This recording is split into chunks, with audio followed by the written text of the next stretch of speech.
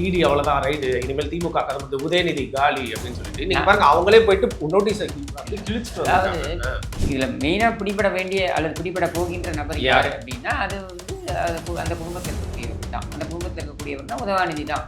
நான் வந்து ரெட் ஜெயின்ட்னு வச்சிருப்பேன். இந்த படம் வந்து 20 படம் 25 படம் ஒரு வருஷத்துக்கு என்னுடைய படங்கள் தான் வெளியில் வரும். சரியா? தவிர்த்து மற்ற படங்களை நான் விநியோகம் பண்ணுவேன், டிஸ்ட்ரிபியூஷன். நம்ம பல வாட்டி பேசியிருக்கோம், அது ஓப்பன் சீக்ரெட்னே வச்சுக்கலாம். இப்போ இடி கொஞ்சம் பின்வாங்கிறத பார்த்தா வந்து யார் மூலியமா உதயநிதி அவர்கள் சிக்குவார்னு நீங்க சொன்னீங்களோ அவங்க கொஞ்சம் கொஞ்சமா இந்த ஆபத்து ஆகாஷ் பாஸ்கரன் தப்பிச்சிட்டாங்களா இல்லையா? இல்ல நான் ஆகாஷ் பாஸ்கரன் மூலமாகவோ இல்ல மற்றவங்க மூலமாகவோ வந்து உதயநிதி சிக்குவார்னு நான் சொல்லலை. உதயநிதி எங்க சிக்கிறான், உதவாநிதி எங்க சிக்கிறான் அப்படின்னா ஊர்ல வந்து பெரிய சண்டை நடந்துட்டு இருக்கும், ஒருத்த மட்டும் தப்பிச்சு முக்காடு போட்டு போவாங்கிற மாதிரி கமலஹாசன் அவர்களை பற்றி நான் வந்து ஒரு கேள்வி கேட்குறேன். தக் லைஃப் படத்தை பற்றி எல்லாருமே விமர்சனம் பண்ணிகிட்டே இருந்தாங்க. இப்போ கூட மணிரத்னம் டிப்ரெஷனில் இருக்கிறதுக்கான வாய்ப்பு இருக்குது. நிறைய தியேட்டர் ஓனர்ஸ்லாம் வந்து பார்த்தீங்கன்னா திருப்பியும் ரெட் ஜெயண்ட்டை வந்து காசை திருப்பி கேட்டிருக்கிறதா செய்திகள்லாம் நான் வந்து செய்தித்தாள். எப்படி நீங்கள் சொல்லுங்கள், ரெட் ஜெயண்ட் நீங்கள் காசு வாங்கிட முடியுமா? இந்த குடும்பத்துக்கு ₹1 கொடுத்து திரும்பி வாங்க முடியுமா? என்ன பேசுகிறாங்க இவங்க? தக் லைஃப்ன்ற படத்தை இவங்க கொடுத்த பில்டப்பு, அது ஒரு பிலோ ஆவரேஜ் சாங். அது முட்டமழைன்னு ஒரு பிலோ ஆவரேஜ் சாங் பார்த்துருக்கீங்க நீங்கள்? த்ரிஷா வீடியோ உட்காந்து பார்த்துருக்கீங்க? த்ரிஷா வீடியோ இல்லை, நான் உண்மை இதை விட பெட்டரான பாடலாம் பாடியிருக்காங்க. சரியா? இது ஒரு ஆவரேஜ் சாங். இதுக்கு இவங்க கொடுத்த பில்டப்பு. கமலஹாசன் தான் பார்த்தீங்கன்னா எல்லாருமே சோகமாக இருக்கும், சிரிச்சிட்டு அடுத்த கட்டத்துக்கு நகர்ந்துட்டு வந்து பார்த்தீங்கன்னா ஒரு எம்பி அந்த சர்டிஃபிகேட் அவன் காசுல அவன் போட்டாதானே அவனுக்கு. அது மட்டும் இல்லாமல் பார்த்தீங்கன்னா எனக்கு இன்கம் டேக்ஸில் வந்து ஆர்யாவோட உணவகங்கள் இது மாதிரி பல செலிபிரிட்டிஸ் வந்து ஒருத்தராக வந்து சிக்கிட்டே இருக்காங்க. எல்லாமே இந்த கும்பலோட சேர்ந்தது தானுங்க. இப்போ உதவாநிதியோட இப்போ இவங்க நெருங்கி பழக்கத்தில் ஒன்றும் ஆச்சரியம் கிடையாது. அப்படிதான் அந்த ஆர்யாலாம் கூட வந்து scratch my back I scratch your back அப்படின்ற மாதிரி தான் இருக்குது. சரிங்களா? அப்படி இருக்கும்பொழுது ஆர்யா வந்து இந்த சர்க்கிளில் இவன் என்ன நேர்மையாக சம்பாதிச்சு. வணக்கம் இடம்பலம் நேயர்களே. நிறைய பேர் வந்து பார்த்தீங்கன்னா திமுகவின் அழிவு ஆரம்பமாகி விட்டது அப்படின்னு சொல்லிட்டு இந்த இடி ரைடுக்கு அப்புறம் வந்து பல விஷயங்களை, அதுவும் குறிப்பாக திமுகவை வெறுக்கிறவங்க, திமுகவுக்கு எதிர்ப்பாக பேசுகிறோன்னே வந்து பார்த்தீங்கன்னா பிறந்தவங்க எல்லாருமே வந்து இதுதான் திமுகவோட தோல்விக்கான முதல் படி அப்படின்னு சொல்லிட்டு இருந்தாங்க. ஆனால் இன்னைக்கு அந்த மாதிரி நபருக்கெல்லாம் வந்து பார்த்தீங்கன்னா வந்து சாட்டை அடிக்கும் விதமாக, அவங்க முகத்தையே வந்து எங்கே காட்டுறதுன்னு தெரியாமல் இங்கே வெட்கி தலைகுனியும் விதமாக வந்து இடி போயிட்டு அந்த சம்பந்தப்பட்ட நபர்கள் ஆகாஷ் பாஸ்கரன் இந்த மாதிரி நபர்கள் வீட்டில் இருக்கிற நோட்டீஸ் எல்லாம் வந்து கிழிச்சிருக்காங்க. ஸோ திமுகவோட தோல்வி அப்படிங்கிறத யாரெல்லாம் கனவு கண்டிருந்தாங்களோ அது வந்து பார்த்தீங்கன்னா வந்து ஒரு காணல் நீராக மாறி இருக்கு. இந்த நேரத்தில் வந்து அப்பேற்பட்ட ஒரு நபரான கிஷோர் கே சாமியார் கிட்ட வந்து என்ன நினைக்கிறாங்க கேட்டு தெரிஞ்சுக்கலாம். வணக்கம்.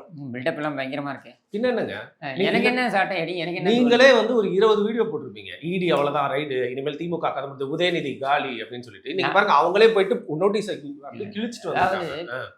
நான் திரும்ப சொல்றேன், இந்த ஆகாஷ் பாஸ்கரன், இந்த விக்ரம் ஜூஜு, இந்த மாதிரியான ஆட்களை எல்லாம் நான் வந்து ஒரு பொருட்டாவே பார்க்கல. ஏன்னா இவர்கள் எல்லாம் வந்து சைட் கிக்ஸ். சரியா? மெயின் கிரிமினல் யாரு? இதில் மெயினாக பிடிபட வேண்டிய அல்லது பிடிபட போகின்ற நபர் யார் அப்படின்னா அது வந்து அந்த குடும்பத்தில் இருக்கக்கூடியவர்கள் தான். அந்த குடும்பத்தில் இருக்கக்கூடியவர்னா உதவாநிதி தான். ஏன்னா நீங்கள் ஆகாஷ் பாஸ்கரன் அவனுடைய பின்னணியை பாருங்க. அவன் வந்து ஏதோ ஒரு இடத்துல மகேஷ் பொய்யாமொழி, அன்பில் மகேஷா அவனுடைய உறவுக்காரன். சரியா? அதுலேருந்து அவன் இங்கே வந்து இந்த குடும்பத்தில் அவன் கல்யாணம் பண்ணுறான். யார்? முத்துவோடைய பெண், முத்துவோட பேத்தின்னு வச்சுக்கோங்க. அது வந்து அவன் கல்யாணம் பண்ணுறான். அப்போ சி.கே. ரங்கநாதன் சீனுக்குள்ளே வராரு. சி.கே. ரங்கநாதன் அவர் வந்து ஒரு இண்டஸ்ட்ரியலிஸ்ட்டு, கெவின் கேர் அப்படின்னு சொல்லிட்டு ஒரு பிராண்ட் நிறைய வச்சுருக்காரு. அதில் ஒரு பிராண்ட் வந்து கெவின் கேர்னு வச்சுப்போம். இந்த மாதிரி நிறைய இது வச்சுருக்காங்க. ஸோ அவர் என்ன பண்ணுறாரு, இட்ஸ் எ நோன் ஃபேக்ட். அவர் வந்து அப்போவே அந்த பையனையும் அந்த பொண்ணையும் கூப்பிட்டு அது மாதிரி நீங்கள் வந்து ஆன் யுவர் ஓன் நீங்கள் இருங்க அப்படின்னு சொல்லி ஒரு ₹100 கோடி கொடுக்குறாரு. அது வந்து கல்யாணத்துக்கு முன்னாடியே ₹50 கோடி ஃபிக்ஸட் டெபாசிட் அப்படின்னு சொல்லி கொடுத்து அப்படி இது பண்ணுறாரு. இதை அவன் மூலதனமாக வச்சு அவன் வந்து திரைப்படங்களுக்குள்ளே வரான் அப்படின்னா யாரும் கேள்வி கேட்க போகிறது இல்லை. இப்போ ஆகாஷ் பாஸ்கரனுடைய பேர் வந்து இங்கே அடிபட்டது அப்படின்னா எதனால் அடிபட்டது அப்படின்னா இந்த உதவாநிதி கூடயே சுற்றிட்டு இருந்ததுனால அடிபட்டது. சரியா? இப்போ இவன் 500 கோடிக்கு படங்கள்லாம் எடுக்கிறான் அப்படிங்கும்போது திரைத்துறை யாரோட கட்டுப்பாட்டில் இருக்குது? உங்கள் எல்லாருக்குமே தெரியும் யாரோட கட்டுப்பாட்டில் இருக்குது. நம்ம எல்லாருக்குமே தெரியும். இது ஒன்றும் ஓப்பன்ஸ் இதுதான். இது ஒன்றும் மறைத்து வைத்து வேற ஒரு விஷயமா அவங்க பினாமிலெல்லாம் பண்ணல. வெளிப்படையாக அவங்க செய்கிறாங்க. வெளிப்படையாக எப்படி செய்கிறாங்க? நான் வந்து ரெட் ஜெயண்ட்னு வச்சுருப்பேன். இந்த படம் வந்து 20 படம் 25 படம் ஒரு வருஷத்துக்கு என்னுடைய படங்கள் தான் வெளியில் வரும் சரியா. தவிர்த்து மற்ற படங்களை நான் விநியோகம் பண்ணுவேன், டிஸ்ட்ரிபியூஷன். ஒரு வருஷத்துக்கு 70 படம் வருதுன்னு வைங்க, ஒரு உதாரணத்துக்கு சொல்கிறேன். I may not know the right number, but 70 படம் 80 படம் வருதுன்னு வைங்க. நான் வந்து எத்தனை தேட்டரில் அது வந்து ஃபீச்சர் ஆகணும் தமிழ்நாட்டில்ன்றதை நான் முடிவு பண்ணுவேன். ஏன்னா நான் வந்து அங்கே திரை ஓனர்ஸ் தேட்டர் ஓனர்ஸ் இருக்காங்களே அவங்கக்கிட்ட நான் கண்ட்ரோலில் வீல்டு பண்ணுவேன். So I will decide on that. இதுதான் இவங்களுடைய வழிமுறையாக இருக்குது. இதைத்தான் கையில் எடுத்து வச்சிருக்காப்புல யார், உதவாநிதி கையில் எடுத்து வச்சிருக்கான் சரியா. அப்போ அவன் கையில் எடுத்து வைக்கும் பொழுது இந்த ஆகாஷ் பாஸ்கரன் அப்படின்றவன் தனுஷ் கூட சைன் பண்ணுறான், சிவகார்த்திகேயன் கூட சைன் பண்ணுறான். அந்த பக்கம் அதர்வா முதலின்றது வந்து ஒரு சைட் கிக், எங்கே போனாலும் கூடயே ஊட்டின்னு வருது, எப்போ பார்த்தாலும் இவங்க கூடயே ஊட்டின்னு நிற்கிறது தான் வேலை, வேறு எதுவுமே கிடையாது சரியா. ஸோ இவங்க கூடலாம் சைன் பண்ணி இவங்களுடைய படங்கள்லாம் இப்போ உதாரணத்துக்கு 5 ஸ்டார் மூவிஸ் அவங்களுக்கு ஒரு பஞ்சாயத்து, அவங்க இதுக்கு போகிறாங்க, எதுக்கு போகிற ப்ரொடியூசர் கவுன்சிலுக்கு போகிறாங்க. தனுஷோடைய படத்துக்கு வந்து நான் வந்து ஒரு 2 ஆண்டுகள் 3 ஆண்டுகளுக்கு முன்னர் நான் அட்வான்ஸ் கொடுத்துருக்கேன். கண்டிப்பாக தனுஷுக்கு வந்து அட்வான்ஸ்னால் ஒரு 5 கோடியாவது கொடுத்துருக்கோம் அட்லீஸ்ட் குறைந்தபட்சம் சரியா. இதை அவன் எப்படி வாங்குவான், இவங்க பேங்க்லேருந்து வாங்குறாங்களா. இப்போ ஷங்கர்லாம் என்ன பண்ணுவார், பேங்க்லேருந்து இது பண்ணுவார். ஏவிஎம் அவங்க ப்ரொடக்ஷனில் இருந்த வரைக்கும் அவங்களே சொல்லுவாங்க, என்ன சொல்லுவாங்க, நாங்கள் பேங்க்ல இருந்து தான் வாங்குவோம், எங்களுக்கு வந்து லோனாக வாங்குவோம். அதாவது நாங்கள் வந்து இந்த படத்துக்கு இந்த ப்ராஜெக்டோடைய ஃபீச்சர்ஸ் என்ன அப்படின்னு அதை காட்டி எங்களுடைய ப்ராப்பர்ட்டி ஏதாவது ஒன்று இருக்கும், அந்த செக்யூரிட்டி நாங்கள் வந்து பர்சனல் செக்யூரிட்டி கொடுப்போம். இப்படி கொடுத்து நாங்கள் பேங்க்லேருந்து வாங்குவோம். பேங்க்லேருந்து வாங்கும்போது என்ன உங்களுக்கு இன்ட்ரெஸ்ட் இருக்க போகுது, வருஷத்துக்கு என்ன ஒரு 14% இருக்குமா மிஞ்சி போனால். ஆனால் நீங்கள் இங்கே வாங்குறதுன்னு இந்த அன்பு மதுரை அன்பு மாதிரியான ஆட்கள்கிட்டேருந்து இவங்க வாங்குறாங்க. விக்ரம் படமே அப்படிதான் இல்லையா, மதுரை அன்பு மாதிரியான ஆள்கிட்டேருந்து வாங்குறாங்க. 5 கோடி ரூபாய் நீங்கள் வாங்குறேன்னு வைங்க. இந்த 5 கோடி ரூபாயை ஜஸ்ட் திங்க் பண்ணி பாருங்க, அதுக்கு மீட்டர் வட்டி போடுவான் ஃபினான்சியர்கள். ஏன்னா மதுரை அன்போடைய ஜாப் அதுதான், உனக்கு அவசரத்துக்கு வேணா நான் தரேன். ஏன்னா திரைப்படம்ன்றது என்னன்னா ப்ரொடியூசர்ஸ் ஏன் வராங்க அதுக்குள்ளே, ஏன் வந்து விழுறாங்க. நிறைய பேர் பார்த்தீங்கன்னா நிலத்தையெல்லாம் வித்துட்டு வருவாங்க, கவர்ச்சி. இவர் ஐ திங்க் அப்பாஸ் நினைக்கிறேன் ஒரு வாட்டி சொல்லியிருப்பாங்க, வேறு ஒருத்தர் வந்தார் எங்கள் வீட்டுக்கு, நிலத்தை வித்துட்டு வந்திருக்காரு, பணத்தை எடுத்துன்னு வந்திருக்காரு. திருப்பி அனுப்பிட்டேன், போங்க இந்த மாதிரி வராதிங்க. ஏன்னா ஏதோ ஒரு கற்பனையில் இவங்க வராங்க உள்ளுக்குள்ளே. 2 விஷயம்தான் அதில் மோட்டிவேட்டிங் ஃபேக்டராக இருக்குது. பச்சையாக பேசுவோமே, இது என்ன நம்ம கவர்ச்சின்னு சொல்லிட்டேனே, கவர்ச்சி அது வந்து ஒரு ஃபேக்டர் சரியா, உமன் ஃபேக்டர். 2வது வந்து இதில் பணம் போட்டால் பெரிய லெவலில் இதுவாகும், ஊர் முழுக்க நம்ம பேர் தெரியும், முகம் தெரியக்கூட ஒரு தொழில், ஊர் முழுக்க பேர் வரும். பணம் வந்து நீ என்ன 50 லட்சம் போட்டோன்னா நீ 50 கோடி கூட வாங்கலாம், பெரிய பெரிய ஸ்டார்லாம் உங்ககிட்ட வருவாங்க. இதுதான் இதோடைய தாட் ப்ராசஸ். இதுதான் இவங்களை இழுக்குது. இப்படி இவங்க உள்ளே வராங்க, இப்படி உள்ளே வந்து சிக்கிக்கிறாங்க. ஏன்னா இதில் பணம் போட்டு பணம் எடுத்தவர்கள் பார்த்தீங்கன்னா மிக மிக குறைவு.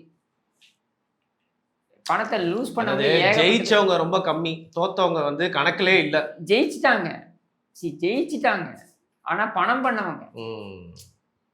மூவி பெரிய ஹிட்டாக இருக்கும் வரும், ஆனால் அதில் பணம் பண்ணியிருப்பாங்கன்னா டிஸ்ட்ரிபியூட்டர் பண்ணியிருப்பா, ப்ரொடியூசர் பண்ணியிருக்க மாட்டான். உதாரணத்திற்கு எம்ஜிஆர் பிக்சர்ஸ் எடுக்கிறாங்க, எது நாடோடி மன்னன். ஏவிஎம்ல வந்து நான் சொல்கிறது 1958. ஏவிஎம்ல வந்து என்ன பண்ணுறாங்க, செட்டியார், அப்போ ஏவிஎம் செட்டியார் இருக்கார், அவர் வந்து அந்த வெற்றி விழா போது வரார், சொல்கிறார் 75 பிரிண்ட்டு. அப்போது பெரிய இதுவாக பார்க்கப்பட்டது, பெரிய பெரிய ப்ரொடியூசர்ஸ் தான் எடுப்பாங்க. அதை எம்ஜிஆர் எடுத்திருக்காருன்றது பெரிய விஷயம்ன்றார். எவ்வளோ பெரிய விஷயம், பெரிய பெரிய ப்ரொடியூசர்ஸ், நான் நாகி ரெட்டி இந்த மாதிரியான பெரிய பெரிய ப்ரொடியூசர்ஸ் தான் நாங்களே யோசிப்போம்.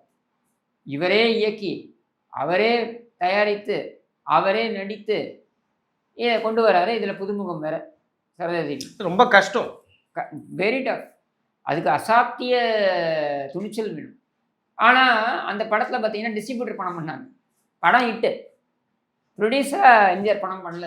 ஸோ இது மூலிமா என்ன சொல்ல வரீங்க, எல்லாருமே வந்து சினிமாக்குள்ளே வரவங்களுக்கு இந்த ரெட் ஜெயண்ட் வந்து அவங்க கிட்ட இருந்து ஒரு படத்தை மொத்தமாக இவங்க என்ன சொல்கிறாங்கன்னா, இவங்க என்ன ஆர்கியூமெண்ட்டை முன்வைக்கிறாங்க அப்படின்னு பார்த்தீங்கன்னா, ரெட் ஜெயிண்ட் வந்து எல்லாரையும் ஆர்கனைஸ் பண்ணி எங்களுக்கெல்லாம் பணத்தை கொடுத்துருக்காங்க, கணக்கு வழக்கெல்லாம் சரியா இருக்கு எங்களுக்கெல்லாம் பணத்தை கொடுத்துட்றாங்க, செட்டில் பண்ணிடுறாங்க, அதனால நாங்கள் இது எப்படி நீங்கள் உடன்படுவீங்க? இதுக்கு நீ முடிவு பண்ணுவ என்ன சப்ஜெக்ட், நீ முடிவு பண்ணுவ என்ன ஸ்டார், நீ முடிவு பண்ணுவ எவ்வளோ தியேட்டர்.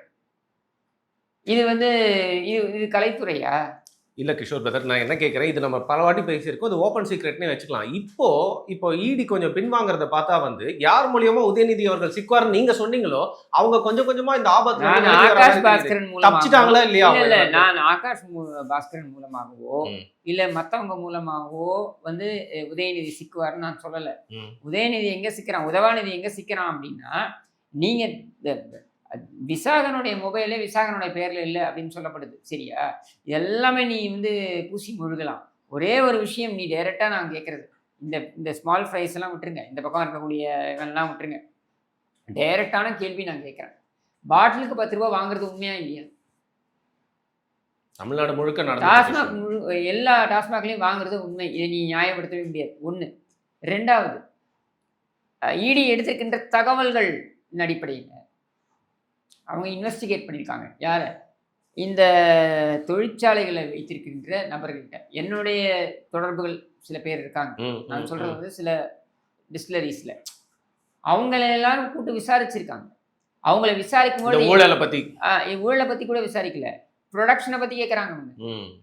அவங்க என்ன கேட்குறாங்கன்னா, எவ்வளோ ரா மெட்டீரியல் உள்ளே போகுது, எவ்வளோ அவுட்புட் வருது, ஒரு ரா மெட்டீரியலுக்கு எவ்வளோ அவுட்புட் எவ்வளோ வருது, இவ்வளோ மூலப்பொருள் உள்ளே போகுதுன்னா இவ்வளோ வரணும், வெளியில் ஃபினிஷ்டு குட்ஸாக வரணும், சரியா? இது எவ்வளோ வந்திருக்கு, எவ்வளோ எலக்ட்ரிசிட்டி மீட்டரை வச்சு செக் பண்ணுறாங்க, எவ்வளோ கன்சியூம் ஆயிருக்கு, அவ்வளோ டீட்டெயிலாக எல்லாத்துக்குள்ளேயும் அவங்க போயிருக்காங்க. அப்போ அதுக்கெல்லாம் போனதுனால தான் நான் சொல்கிறேன், இந்த வழக்கு முறையாக நடந்தால் இவர்கள் தப்பவே முடியாது. ஒரே ஒரு விஷயத்தில் மட்டும் இவங்க தப்புவாங்க. அது எதில் அப்படின்னு பார்த்தீங்கன்னா, இவங்க அந்த 41 வழக்கோ என்னமோ போட்டிருக்காங்க தெரியுமா, எஃப்ஐஆர் போட்டிருக்காங்க. அந்த எஃப்ஐஆர்ல இவங்க என்ன சொல்றாங்கன்னா, அதை வந்து சிபிஐக்கு மாற்றுவது அப்படின்றது குறித்த வழக்கு போயிட்டு இருக்கு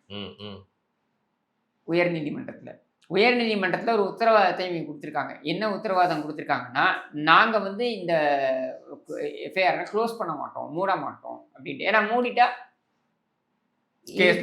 கேஸ் கிடையாது அப்படின்றாயிடுது இல்லையா?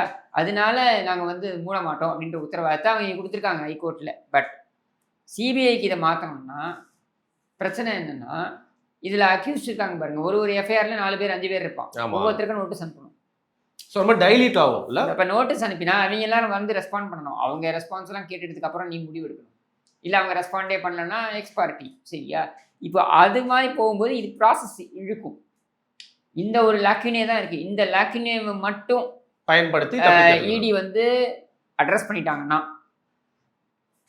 மற்றதில் வந்து என்னால் தெளிவாக சொல்ல முடியும், இவங்க மாற்றுறது உறுதி. ஓகே, தப்பிக்கிறதுக்கான வாய்ப்பு. நான் திருப்பி சொல்கிறேன், ஆகாஷ் பாஸ்கரன் என்பவன் இவ்வளவு திரைப்படங்கள் எடுக்கிறான்னா இவன் உதவாநிதியுடைய பினாமியாக இருந்து எடுக்கிறான், சரியா? இடி மட்டும் இதில் வரணும்னு ஒன்றுமே கிடையாது. என்ன இருக்குது, இடி மட்டும்தான் இதில் நுழையணும். ஏன் சிபிஐ வரக்கூடாதா? சரி, சிபிஐ உள்ள வரலாம்ல, ஃபாதர் டெவலப்மெண்ட்ஸ் இருக்கிறதுக்கு வாய்ப்பு வரலாம், ஏன் வரக்கூடாது அப்படின்றதான் என்னோட கேள்வி. உதயநிதி அவர்கள் தலை மேல ஒரு கத்தி இன்னும் கண்டிப்பா இருக்கு. ஏன்னா இடிக்கு தான் நீ வந்து பிஎம்எல்ஏன்னு சொல்லலாம், சிபிஐ வரதுக்கு நீ என்ன சொல்ல முடியும்? அது மட்டும் இல்லாமல் பார்த்தீங்கன்னா, எனக்கு இன்கம் டேக்ஸ்ல வந்து ஆர்யாவோட உணவகங்கள் இது மாதிரி பல செலிபிரிட்டிஸ் வந்து ஒருத்தரா வந்து சிக்கிட்டே இருக்காங்க. எல்லாமே இந்த கும்பலோட சேர்ந்தது தானுங்க. இவங்க கிட்ட இந்த தயவு பெற்றவங்க எல்லாம் தயவு பெற்றவங்களும் இல்லை, இது எல்லாமே ஒரு அவங்களுக்கு வேற வழி கிடையாது. ஒன்று நல்லா புரிஞ்சுக்கோங்க, ஆட்சியாளர்களாக இருக்கிறவங்கள்ட்ட கூத்தாடிகள் அப்படின்னு சொல்லக்கூடியது. கூத்தாடிகள்ன்றது வந்து நான் வந்து கேவலமான பதமாக நான் பயன்படுத்தலை, தயவு செஞ்சு புரிஞ்சுக்கோங்க. நான் வந்து முன்னாடிலாம் பார்த்தீங்கன்னாக்க கவிஞர்கள் இந்த மாதிரியான நபர்கள்லாம் பார்த்தீங்கன்னா, இவங்க வந்து ஆட்சியாளர்களை போற்றி புகழ்ந்து பொற்கிழி வாங்குவதற்காக போற்றி புகழ்வது அப்படின்றது வழக்கம். இது மன்னர் காலத்துலேருந்து இருக்கக்கூடியது. அப்படி இருக்கக்கூடியதில் இவங்க கூத்தாடிகளாக இருக்காங்க, இல்லை கலை உலகத்தில் இருக்காங்கன்னாக்க இவங்க ஆட்சியாளர்களை புகழ்ந்து பேசியோ அல்லது அவர்களோட இணக்கமாக இருந்து தான் அவங்க செயல்பட முடியும் அப்படின்ற ஒரு சூழல் இருக்குது. அப்படின்பொழுது இவங்க வந்து இப்போ உதவாநிதியோட இப்போ இவங்க நெருங்கி பழக்கத்தில் ஒன்றும் ஆச்சரியம் கிடையாது.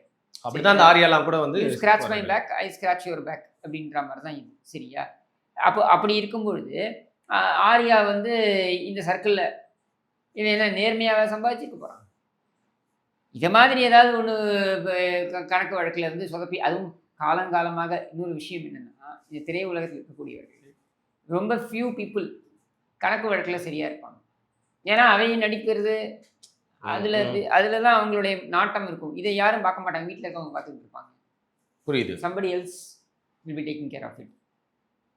அந்த மாதிரி இப்போ உதாரணத்துக்கு அவன் யார், அந்த ரவி மோகன், ஜெயம் ரவிங்கிற ரவி மோகன், அவன் சொல்றான் பாருங்க, எனக்கு என் ஜட்டி கூட நான் வாங்க மாட்டேன் அப்படின்ட்டு. நீ 44 45 வயசு இருக்கும் உன் ஜட்டியை கூட நீ வாங்காம இருக்கிறது உன் பிரச்சனை, சரியா? உன் பிரச்சனையை கொண்டு வந்து நீ அப்போ அதுக்கெல்லாம் நீ டிபெண்ட் ஆயிருக்க மற்றவங்க மேல. அது யாரோட தப்பு? உங்களோட தப்பு தான். உன்னோட தப்பு தான் அது. ஆனா you are blaming conveniently your wife and saying she was handling everything. How can she handle everything? You have allowed it because your concentration was somewhere else, which I can understand. கஸ்தூரி இருக்காங்க இல்லையா, அவங்க கூட நான் இந்த ரவி மோகனை வந்து நக்கல் பண்ணி கேட்டிருந்தேன் கேள்வி. ஏண்டா 7 வயசாச்சு இன்னமும் வந்து என்ன செருப்பு கூட என்ன போட விடலாம் கதை விட்றையே, நீ தான் வந்து 7 அடிக்கு வளர்ந்துருக்க, நீ தான் வந்து ஊருக்கெல்லாம் உபதேசம் பண்ணுறியா வீரத்தை பற்றி அதை பற்றி இதை பற்றிலாம் நான் கேட்டிருந்தபோது அவங்க வந்து கஸ்தூரி வந்து ஒரு கேள்வி கேட்டிருந்தாங்க. நியாயமான கேள்வி தான். அவங்க என்ன கேட்டாங்கன்னா, நோ கிஷோர் யூர் ராங் அப்படின்னு சொல்லிட்டு அவங்க என்ன சொன்னாங்கன்னா, நாங்கள் வந்து திரைத்துறையில் இருக்கோம், நாங்கள் will be busy with the movies, அதில் அந்த இதில் நாங்கள் பிஸியாக இருப்போம். அப்போ எங்களுக்கு பக்கத்தில் யாராவது ஒருத்தங்கன்னா அவங்கள நம்பிடுவோம், அவங்க எல்லாத்தையும் பார்த்துக்கிறாங்கன்னு விட்டுருவோம்.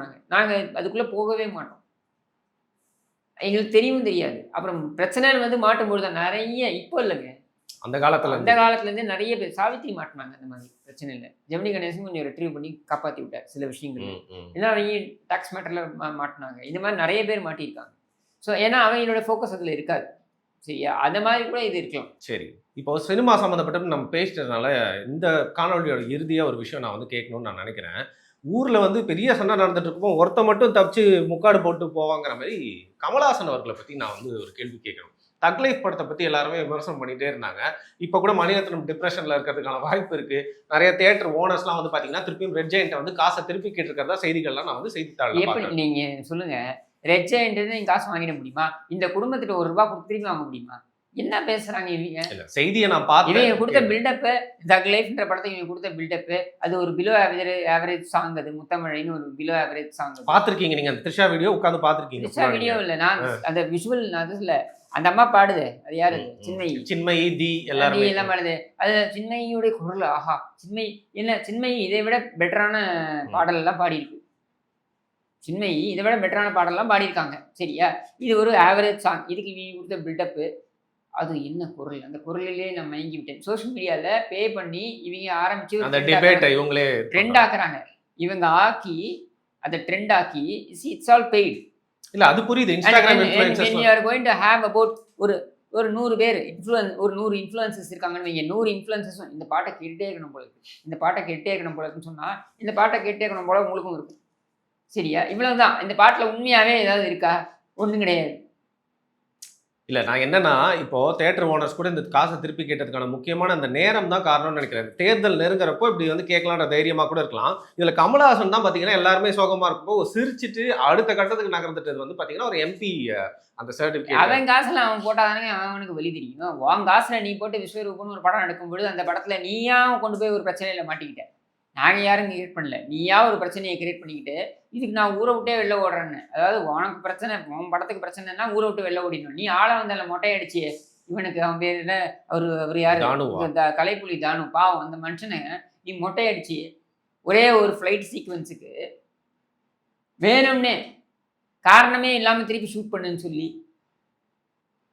அதுக்கப்புறம் அதை கேன் பண்ணி இந்த மாதிரி எவ்வளோ அவர் ரத்த கண்ணீர் விட்டார். இல்லைங்க, எத்தனை ப்ரொடியூசர் நீங்க காலி பண்ணிருக்கீங்க? 2 சைடுமே வந்து பாத்தீங்கன்னா லாபம் ஈட்டினது இப்போ கமல் தான். ஏன்னா விக்ரம் பட ஆரம்பிச்சு இப்போ வரைக்கும் பாத்தீங்கன்னா அவருக்கு தொழில் முறையா வந்து இவங்க கூட ஒத்துப்படதுனால லாபம் மட்டும் இல்லாம எம்பி சீட்டும் கிடைச்சிருக்கு. நான் திரும்பி சொல்றேங்க, விக்ரம் படத்தை பொறுத்த வரைக்கும் அது ஆஹா ஓஹோ கலெக்ஷன்றாங்களே, போய் இல்லைங்க. அந்த படத்தை பத்தி போவேன், நான் என்ன கேட்கிறேன், படத்தை விட்டுருங்க, கலெக்ஷன்ஸ்லேயே போய் இவங்க கருப்பை எல்லாம் இவங்க பிளாக் மணி எல்லாத்தையும் வெள்ளையாக்குவதற்கு பயன்படுத்தினாங்க. ஸோ கமலஹாசன் மட்டும் எப்படி இதெல்லாம் சிக்காம? கமலஹாசன் என்ன சொல்றாரு தெரியுமா, நான் வந்து ராஜ்கமல் மூவிஸ்ன்னு வச்சிருக்கேன்.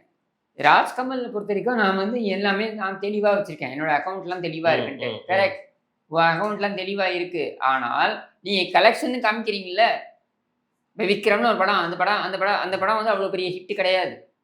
It was made to be shown as a very big hit, சரியா? 700 கோடி கலெக்ஷன், 800 கோடி கலெக்ஷன். எப்படிங்க அவ்வளோ கலெக்ஷன் ஆகும்? அதுக்கப்புறம் இப்போ நிறைய டிஸ்ட்ரிபியூட்டர்ஸ் வந்து சொல்கிறாங்க, now they're coming and saying, இந்த மாதிரி வந்து 700 கோடி 800 கோடி இதெல்லாம் சும்மா கதை.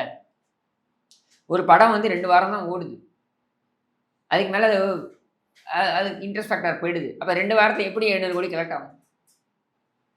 சொல்லுங்கள், நீங்கள் சொல்லுங்கள். வீக்கெண்டில் தான் போவாங்க, நீங்கள் ஃபுல் சீட்டில் உட்காரதுன்னே வைங்க, எப்படிங்க கலெக்ட் ஆகும்? இல்லைங்க, இப்போ நீங்கள் சொல்கிறீங்க இவங்க கிட்ட காசு கொடுத்தா வாங்கவே முடியாதுன்னு. பட் இவங்க கிட்ட லாபம் சினிமாலையும் பார்த்து ஒரு எம்பி சீட்டும் வாங்கிட்டு போன கமல் தானே இங்கே ஒரு சாமர்த்தியசாலி. அவர் அப்படி MP seat Rajya Sabha MP seat வந்து ஒரு 2 வருஷத்துக்கோ 3 வருஷத்துக்கோ உங்களுக்கு கொடுக்குறாங்க. அது அங்கே கதிரானன்னு ஒரு சாக்கு முட்டை கொடுத்துருக்காங்க. நம்ம யார் துரைமுருகனோட பையனுக்கு என்ன பர்பஸ் இருக்குது? ஒரு பர்பஸும் கிடையாது. அவன் யார்? அவன் ஏதாவது பாராளுமன்றத்தில் பேசியிருக்கானா உருப்படியா? எதுவுமே கிடையாது. அவனுக்கு கொடுத்துருக்காங்க. ஏன்னா அவன் அப்பன் துரைமுருகன் அந்த ஆள் வந்து இந்த காட்பாடி கொள்ளையன், மணல் கொள்ளையன். என்ன அவங்க பேசும்போது சொல்கிறாப்புல, தெனாவட்டா யார் அதிமுகவை பார்த்து சொல்கிறாப்புல, அவங்க கொடுத்துருக்காங்க ஒரு எம்பின்னு. சத்துணவு கூட ஆயா அப்படின்றாப்புல. ஏன் சத்துணவு கூட ஆயா எம்பி ஆகக்கூடாதா? இல்லை, தவறான ஏன் ஆகக்கூடாதா? மக்கள் பிரதிநிதிங்க, அது நாடாளுமன்றத்தில் நேரடியாக நம்ம வந்து ஓட்டு போட்டு அவங்க எம்பி ஆகிறாங்க. இல்லை அவங்க ராஜ்யசபாவுக்கு வராங்கன்னாக்கா நாமினேட் ஆகிறாங்க, அதுவும் மக்களுடைய பிரதிநிதிகள் வாக்கு போட்டு தான் அவங்க ஆறாங்க. அப்படின்னும் பொழுது நீங்கள் எப்படி அதை சொல்லுவீங்க? ஓம்புள்ள வந்து அப்படியே கிழிச்சுட்டானாங்க. ஒரு மீம் ஒன்று பார்த்தேன், இது பெரியார் மண்ணுன்னு சொல்லிட்டு ஒரு பெரியாரிஸ்ட் சொல்லுவாரா, உடனே துரைமுருகன் அங்கே வந்து அந்த மண் எவ்வளோ ரேட்டு போகும் அப்படின்னு கேட்குற மாதிரி வந்து ரொம்ப மைண்டுக்குள்ளே எவ்வளோ குரூரம் இருக்குது பாருங்க. ஏன் ஓம்புள்ள உதவாக்கிற பிள்ளை எம்பி உட்காந்துருக்கானே, என்ன பண்ணுறான்? சீட்டு தைச்சிட்டு வரான், வேற என்ன பண்ணியிருக்கான்? சரி, இதுதான் இன்னும் ஒரு 4 இன்ச்சு அதிகமாயிருக்கான், வேற என்ன பண்ணியிருக்கான்? கடைசி அத்தியாயம் சொல்றாங்க திமுகல. அந்த மாதிரி அவனுக்கு கொடுக்கறதுக்கும் போது கமலஹாசன் கொடுத்துட்டு போறாங்க, என்ன தப்பு இருக்கு? சரி, இப்போ இந்த வீடியோல இருந்து நான் என்ன எடுத்துக்கிறேன்னு பாத்தீங்கன்னா வந்து இப்போ எல்லாருமே சொல்லிட்டாங்க தப்பிச்சிட்டாங்க, திமுக மேல ஆபத்து இல்லைன்னு. பட் வந்து கண்டிப்பா ஆபத்து. ஐ அம் ஸ்டில் மெயின்டைனிங், இந்த வழக்கை பொறுத்த வரைக்கும் இவருக்கு தப்புவதற்கு வாய்ப்பே கிடையாது. சரி, ஓகே. அப்போ வந்து சும்மா பரவிட்டு இருக்க செய்தியின் மூலியமா வந்து பாத்தீங்கன்னா மக்களுக்கு எல்லாம் நீங்க உங்களுடைய என்ன சொல்றது, இதில் பாருங்க, நாங்கள் இப்படி வெளில வந்துட்டோம் அப்படி வெளில வந்துட்டோம் நீங்க வந்து சொல்லிக்கலாம். மக்கள் வந்து உண்மையாகவே மௌன சாட்சியாக இருக்கிறார். அவளுக்கு தெரியாதா இது இது இது இந்த குடும்பம் நேர்மையான குடும்பமா? இந்த குடும்பம் நல்ல வழியில சம்பாதிச்சிருக்கா? இவனுக்கு இவ்வளோலாம் வந்து பணத்தில் சுற்றுறானுங்களே, 300 கோடி 400 கோடி வீடு கட்டுறானுங்களே, இதெல்லாம் நல்ல வழியில் சம்பாதிச்ச பணம் நினைக்கிறீங்களா? மக்களுக்கு தெரியாதா? வேற யாரை வேணாலும் ஏமாத்திடலாம், மக்களை ஏமாற்ற முடியுமா? மக்களை ஏமாற்ற முடியாது அப்படின்னு நானும் நம்புறேன். அது மட்டும் இல்லாம இதுல சட்டப்படியும் விமர்சிக்கிறாங்க, சட்டத்தையும் ஏமாற்ற முடியாதுன்னு நம்புறேன். நீங்க சொல்றது நடக்குதா அப்படிங்கறத கண்டிப்பா நடக்கும். மிக்க நன்றி.